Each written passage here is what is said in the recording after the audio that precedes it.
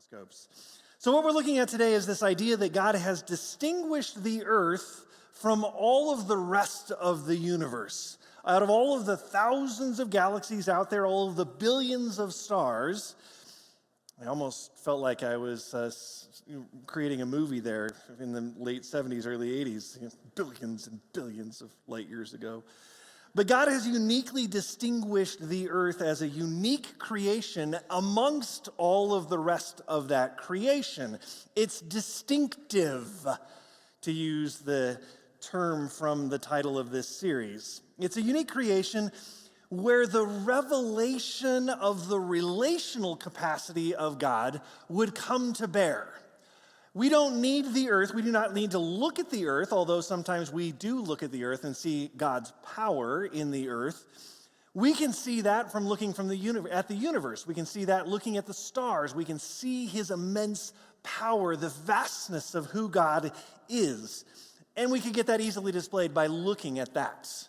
We don't need that by looking at the earth. What we need and what God reveals to us in his creation of the earth is something completely unique from the rest of creation. Have you ever paused to grapple with this? Maybe if you're a fan of science fiction, maybe you have. But have you ever grappled with the fact that in relation to the universe, the earth itself is smaller than a speck? It's infinitesimal. If we were to pan out from the earth and look at the universe as a whole, you wouldn't even be able to figure out where the earth is on that, much less see it. It's beyond smaller than a speck.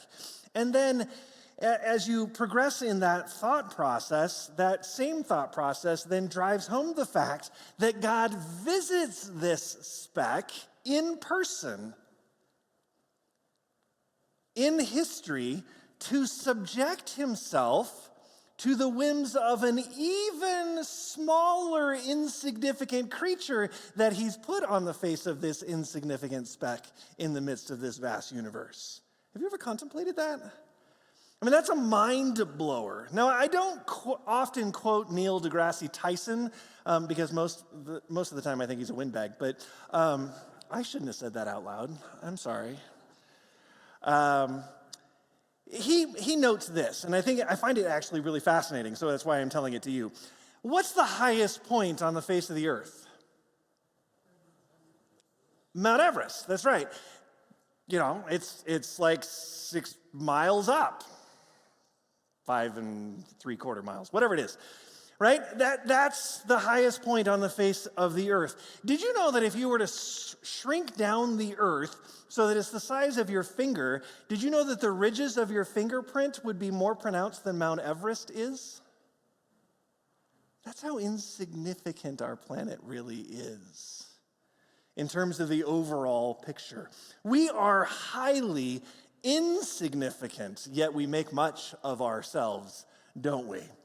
And so when we contemplate those kinds of facts, it's a very humbling experience. And yet, God directs if you look at the creation account, God directs most of his creative work to what happens on this speck.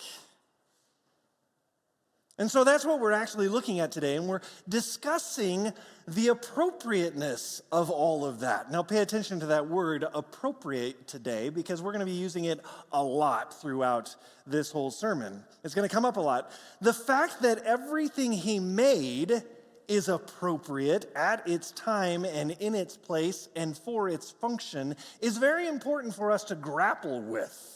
So as we discuss this idea of how much time God spends on earth in terms of his creative order, as opposed to what he spends out there creating billions of stars, it seems highly inappropriate.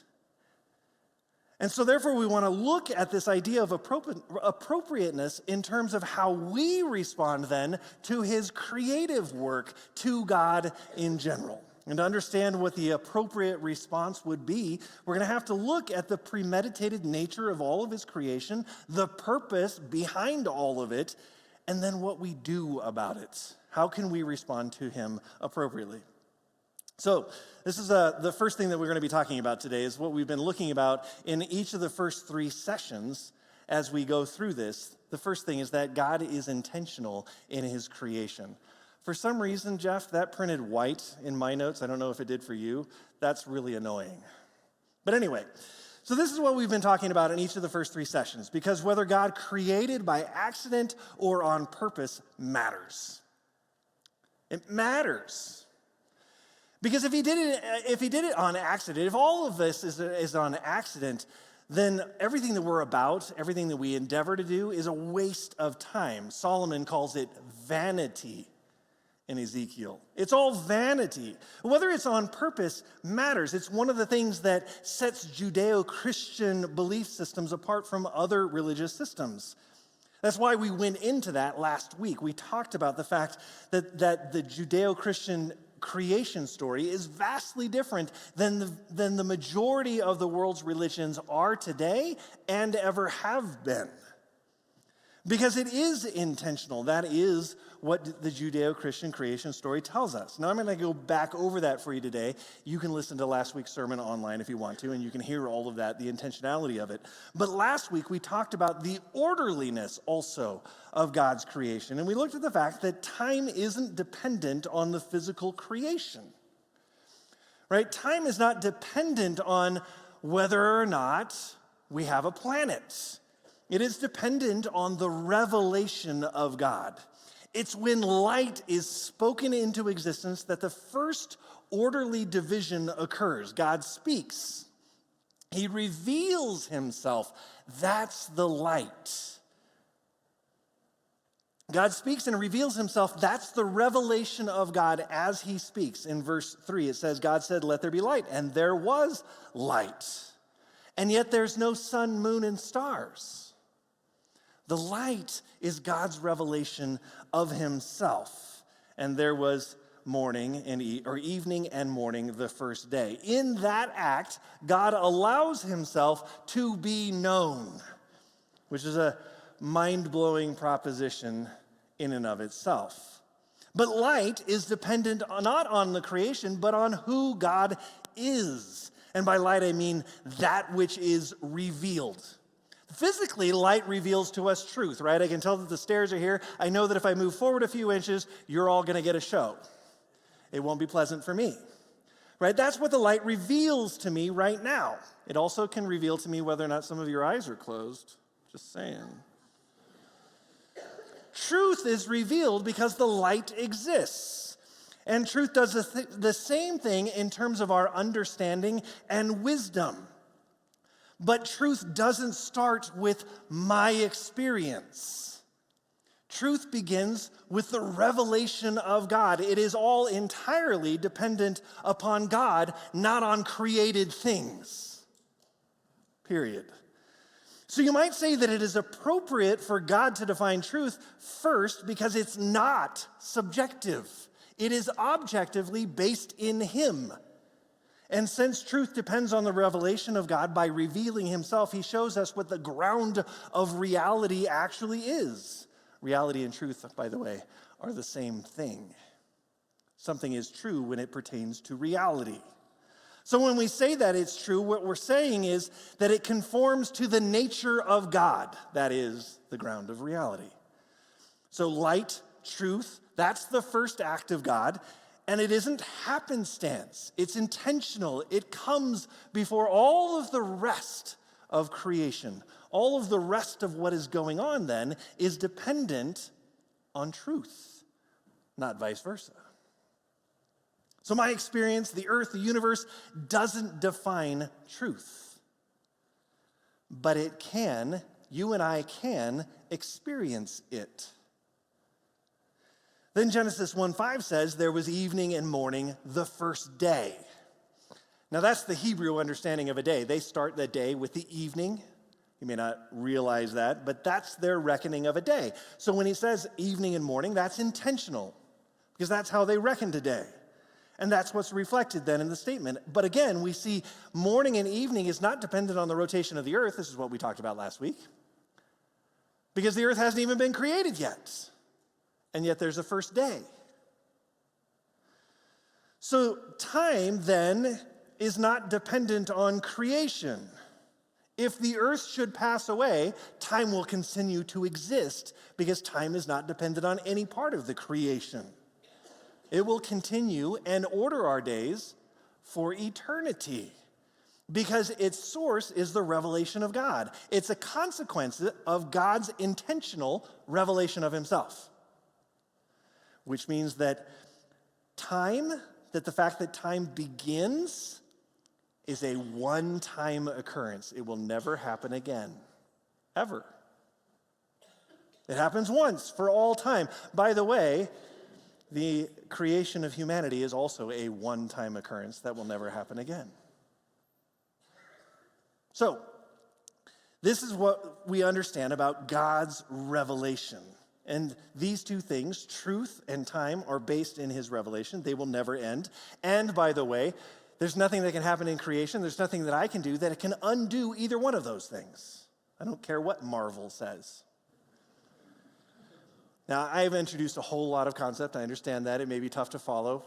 I'm trying to keep this as basic as I possibly can. But last week we said also that God has created spaces, right? As a way to order his creation.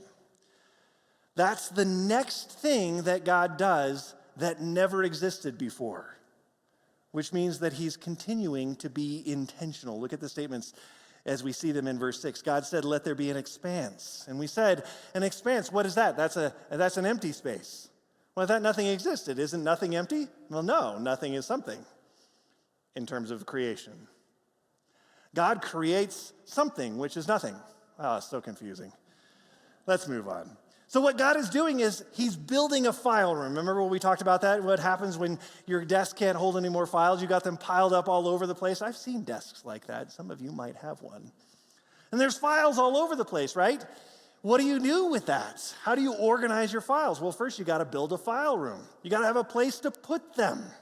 And so that's what God is doing. Out there, the expanse is this great big file room to hold all of the sun, moon, and stars. And God builds an appropriate object, multiple appropriate objects, to fill that space. Because he's got this immense file room.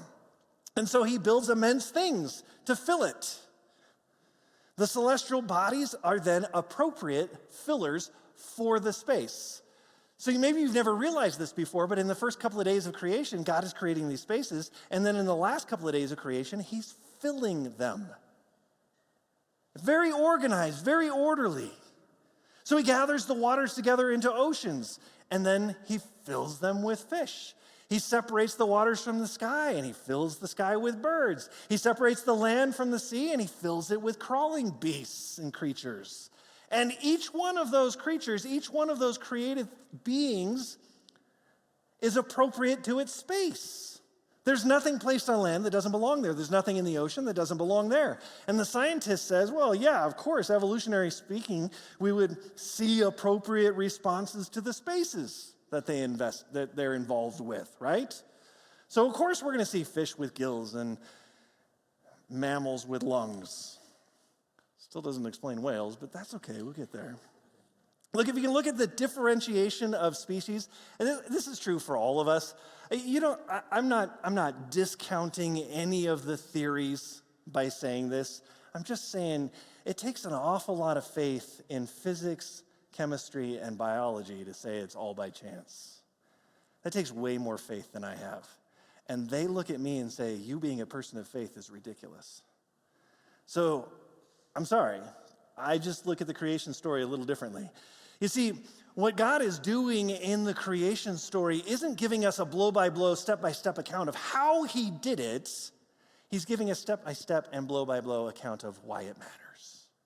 And so that's what we're going through in terms of this. We're looking at why it matters. And what we see in the creation story is that every step allows the next step to happen. And it's all ordinary, all orderly. It's not ordinary at all. It's all orderly and it's all intentional.